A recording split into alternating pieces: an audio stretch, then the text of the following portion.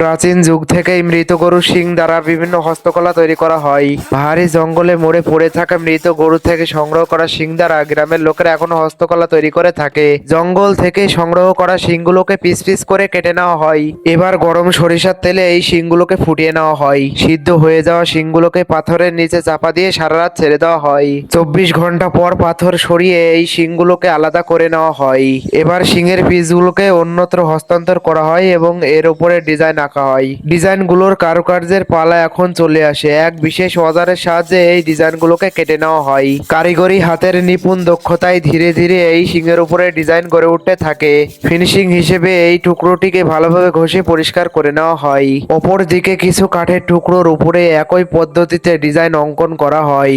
অঙ্কিত ডিজাইনগুলো পরিষ্কার এবং পরিশুদ্ধ রাখতে এর উপরে তার দ্বারা বিভিন্ন কারুকার্য করা হয়। এভাবেই কারুকার্যের বডিটি তৈরি হয়ে যায়। এবার বডিটিকে জোড়া দেওয়ার পালা। আঠার সাহায্যে এই বডিগুলোকে জুড়ে দেওয়া হয়। অবশেষে 3 দিনের অবিরাম পরিশ্রমে তৈরি হয়ে যায় আমাদের ট্রে। এক বিশেষ ট্রে যাতে আগরবাতি জ্বালানো হয়।